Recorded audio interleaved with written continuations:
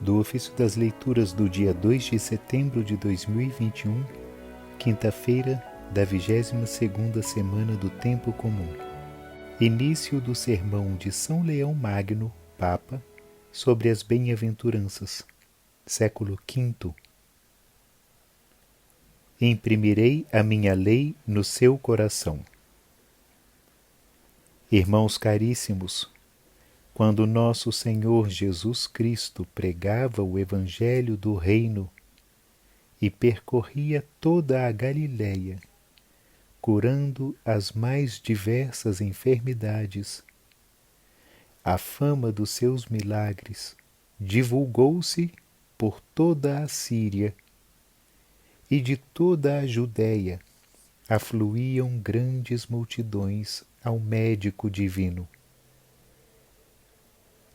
Porque a ignorância humana é tão lenta para acreditar no que não vê e esperar o que não conhece, era necessário que aqueles que deviam ser confirmados nos ensinamentos divinos fossem estimulados com benefícios corporais e milagres visíveis.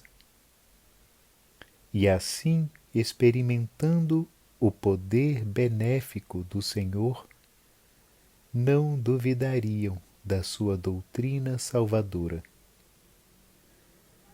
Por isso, o Senhor, para converter os dons exteriores em medicina interior e passar da cura dos corpos à saúde das almas, separou-se das multidões que o rodeavam e subiu para um sítio isolado de um monte próximo, levando consigo os apóstolos, a fim de os instruir nos mais sublimes ensinamentos. Sentou-se no alto da sua cátedra mística, querendo significar com o lugar escolhido e com a atitude tomada que ele era o mesmo que outrora falara a Moisés, também num monte isolado. Mas enquanto noutros tempos fizera sentir a severidade da justiça, agora manifestava a sua íntima bondade para cumprir o que tinha anunciado por meio do profeta Jeremias. Dias virão, diz o Senhor, em que firmarei com a casa de Israel e com a casa de Judá uma nova aliança. Depois daqueles dias, diz o Senhor, hei de imprimir a minha lei no seu coração e gravá-la no íntimo da sua alma. Portanto, aquele que falara a Moisés dirigia-se agora aos apóstolos. Assim, a mão veloz do Verbo ia gravando nos corações dos discípulos os mandamentos da nova aliança. Não como outrora, rodeado de densas nuvens e com trovões e relâmpagos que atemorizavam o povo e o mantinham afastado do monte, mas entretendo-se com os presentes em tranquila e afável conversação.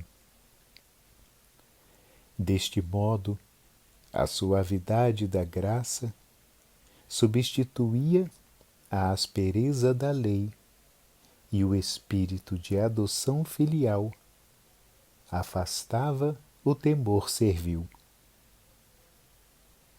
Então, a doutrina de Cristo tornava-se manifesta pelas suas mesmas palavras.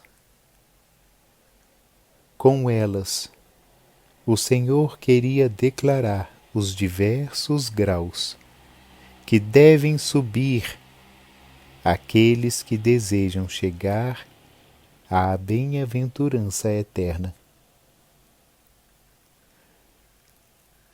Bem-aventurados os pobres em espírito, diz o Senhor, porque deles é o reino dos céus. A que espécie de pobres se referia à verdade? Talvez ficasse incerto se dissesse apenas bem-aventurados os pobres, sem nada a acrescentar sobre o gênero de pobreza de que falava.